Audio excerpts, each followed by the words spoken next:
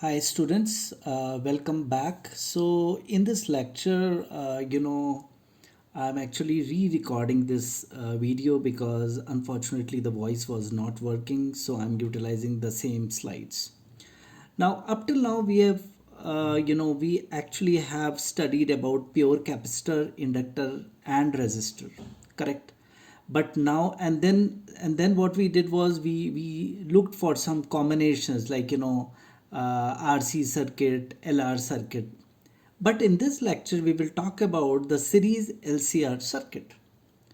Now let's draw a small circuit wherein we have LCR in series, right?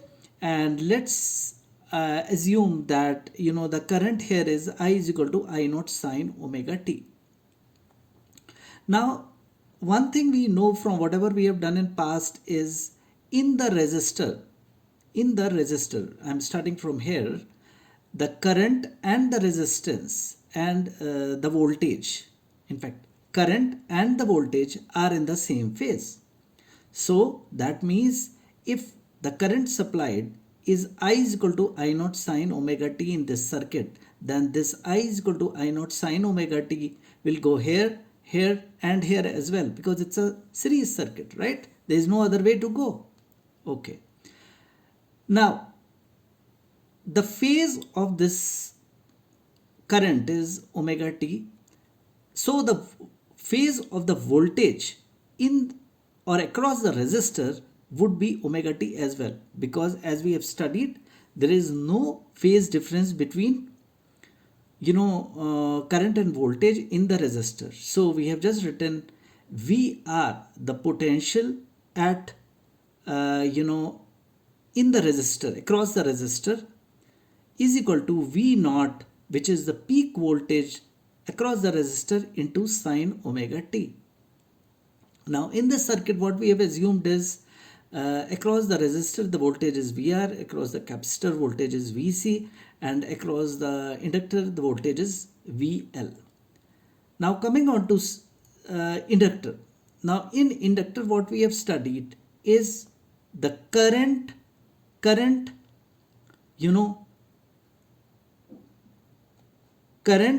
leads or lags. Current lags the voltage by 90 degree.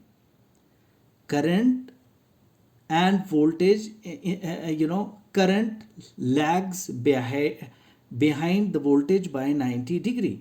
So if this is the current, then the voltage would be plus pi by 2 of this phase, because the voltage is always ahead than current, or in other words we can say current lags behind the voltage by pi by 2. So here it will be, because in current the phase is omega t, so in the voltage across this resistor it would be omega t plus pi by 2, and V naught is the peak, is the peak voltage, right, across the inductor. So VLT, potential at any point in the as a function of time t across the inductor, is equal to V naught L sine omega t plus pi by 2.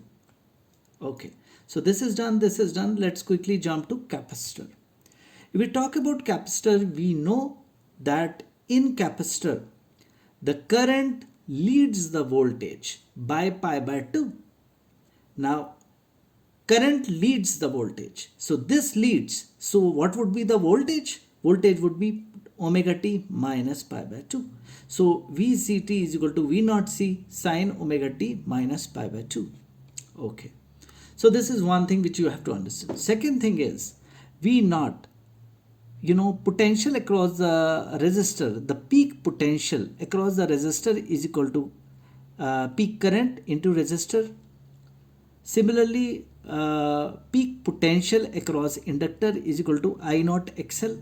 I naught is the peak current and XL is like resistor, like resistance, but due to inductor, and the value of this is XL is equal to omega L ohms. Okay, V naught C is equal to I naught XC. XC is again, the capacitive reactance, right? XC is equal to 1 by omega C, correct? Okay. Now, if I draw a phasor diagram, the phasor diagram would be, this is, just look at this. Remember, the phasor diagram is always of peak voltage or RMS value. It cannot be of alternating current because that is there is a variation in that. Okay, so it is either peak voltage or RMS. So the peak voltage of inductor, this is peak voltage of inductor, which is ahead than all by pi by 2, then this by pi by 2. This is across the resistor, peak voltage across the resistor, and this is the peak voltage across capacitor, which is lagging behind this by pi by 2. Or I can also write, or I can also draw a phasor diagram wherein I will just mark the resistance offered by inductor, resistance offered by resistor, and resistance offered by capacitor, and the direction would be exactly the same as it is denoted by the peak voltage, as you can see here. Okay, so this is resistor, this is resistance offered by inductor, and this is resistance offered by capacitor. Okay. Okay, now I'm coming to the second slide. In this page, I have drawn the phasor diagram, which actually I have written in the previous section as well. So I have redrawn it here and here because we would be needing it while writing, in this lecture. So I've just redrawn the same thing. This is V naught L, which is the peak voltage across inductor, peak capacitor voltage, and then voltage across the resistor. And the angle also, you can see this is 90, this is also 90. Let me write it, 90, 90. Okay.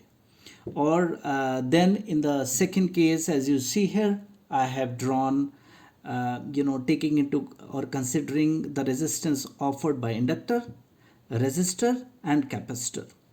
Also, we know the value of each of these. We know V naught R is equal to I naught R, V naught L is equal to I naught XL, and V naught C is equal to I naught XC. These are what we have already discussed. Now, look at this. We have considered the case 1. Case 1, what we are considering, look at this. If you see in the case 1, what we are saying is this is bigger than this. Okay, again I repeat, this is bigger than this. So if I talk about the net, because both of these are in opposite direction, so net would be something like V naught L minus V naught C, because both are in opposite direction, correct? Or after that I can draw this phasor diagram. So in this phasor diagram, this gets cancelled by this. So this is only V naught L minus V naught C. I have just removed that off and considered only the differential of each of these two. Okay, so this is V naught L minus V naught C. Now this is peak voltage across resistor. Now if I have to find the resultant of these two, this would be somewhere in this direction, and this angle, let's say, is 5 degree. This can be redrawn like this as well, as we have been doing, wherein I have not considered the peak voltage, but I have actually considered the resistance offered by inductor minus resistance offered by capacitor, but I have taken this direction because inductor in the case 1, this is more, so it is XL minus XC. This is XL minus XC, and this is and this is resistor. Now the net impedance would be in this direction, and we know if I put this here and if I take tan of this, tan phi is equal to this by this, tan phi is equal to this by this, right? And the direction of net impedance is what I have denoted here in the graph. Now let's do some calculation. So what I have done in case 1, I have considered this is bigger than this. So now if I look at this figure by simple vector geometry, I can say by Pythagoras theorem, this hypotenuse is equal to this plus this, and this are equal.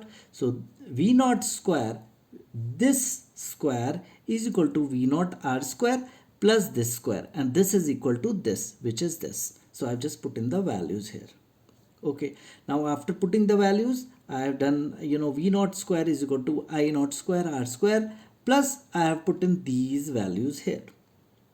Now what I have done is I have taken I naught square as common and pulled it outside. So it becomes V naught square is equal to I naught square into R square plus XL minus XC whole square. And now taking under root both sides, I can say it is V naught, V naught is equal to I naught into this. Now this, as I have written here, this is, if you see, V is equal to IR. So this is something like a resistance. This is similar to resistor and denoted by impedance. This is nothing but impedance. Okay. Now one thing more you have to note in the whole thing, that because a voltage across inductor is more, the peak voltage across inductor is more than the voltage across the capacitor, right? And V naught L minus V naught C is positive. So the whole result of this whole exercise, the behavior would be as if, it is only inductor there and there is no capacitor at all, because the impact of capacitor actually is getting separated by this,